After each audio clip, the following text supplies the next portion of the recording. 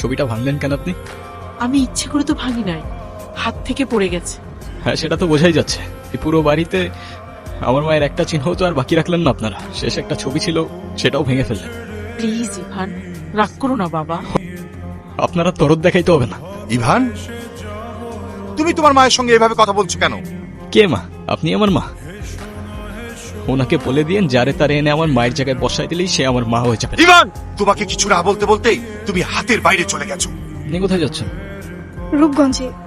আপনি চাইলে আমি আপনাকে ড্রপ করে দিতে পারি। কি হলো, থামলেন কেন? ক্ষুধা লাগছে, আপনি খাবেন? না ক্ষুধা লাগে নাই? সারাদিন তো কিছুই খান নাই। না, খেতে ইচ্ছে করছে না। ঠিক আছে, খাইলে আসেন, না খাইলে নাই। আচ্ছা, আপনি কি মানুষ বলুন তো? একটা মেয়ে না করলো আর সাথে সাথে তাকে রেখে চলে আসলেন। আপনি জানেন না মেয়েরা একটু লাজুক প্রকৃতির হয়? আপনি তো আরো 2-3 বার জিজ্ঞেস করতে পারতেন, তাই না? আপনার ভাগ্যটাও ভালো, আমি আপনাকে 2 বার জিজ্ঞাসা করছি। তা না হলে একবারের বেশি 2 বার আমি কাউকে বলি না। এই ছোট, আর কি খাবেন? কিচ্ছু না। আচ্ছা, আরেকটা শর্মা নিয়ে আসো। উস্তাদ, ভাবি লই একটা শর্মা। ওই পিচ্চিটা আমাকে ভাবি বললো কেন? আমি কি জানি, ওরে জিজ্ঞাসা করেন। আচ্ছা, আপনার বয়ফ্রেন্ড কই? ও আসে নাই? আসছে হয়তো। কি হয়েছে, তুমি কল ধরতেছো না কেন? আমি স্টেশনে এসে দাঁড়ায় আছি। তুমি কই? আসলে একটা প্রবলেম হয়ে গেছে বুঝছো। প্রবলেম মানে? কি হয়েছে? আসলে দেখো, বাসায় সব জানাইছি, আমি বলতেছে যে মেয়ের বাপ মায়ের পরিচয়টাই নাই, সেই মেয়ের আমি করে দিতে পারবো। এই শহরের মানুষগুলোর জন্য কান্না করে লাভ নাই। মুখটা ধুয়ে ফেলেন, আর পারলে সাথে নিজের কষ্টগুলো মুছে ফেলেন। বারবার কেন এমন ভাবে বলতে পারেন? আচ্ছা, কি হয়েছে বলেন তো?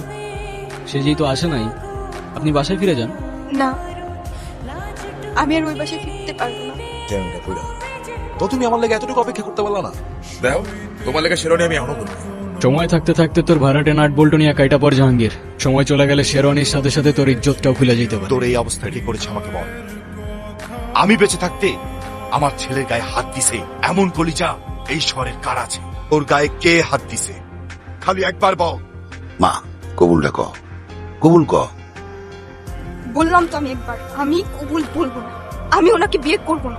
বিয়ে করবি না মানে? করবে না মানে করবে না। জাহাঙ্গীর আমার সহজ সরল ভাগ্নিটারে ভয় ভীতি দেয়, আজকে বিয়ে করতে আইছে। তোমরা আইছো, খুব ভালো হয়েছে। বাসাই তুই আমার লোকে পড়ে দিতেছস। তোর ভাগ্নির সাথে বিয়ে দেওয়ার কথা বলে তুই আমার কাছ থেকে 1.5 লাখ টাকা নিছস। তুই এখন তোর ভাগ্নির লোকে আমার বিয়া দিবি আর নালে টাকা দিবি, কি করবি ক? তোমার কি এতটুকু লজ্জা করে না? ছোটবেলা থেকে তোমাদেরকে আমি আমার বাবা মার জায়গায় দেখতাম। আর একটা মানুষ এতটা স্বার্থপর হয় কি? আপনার নিজের মেয়ে হলে এটা করতে পারতেন?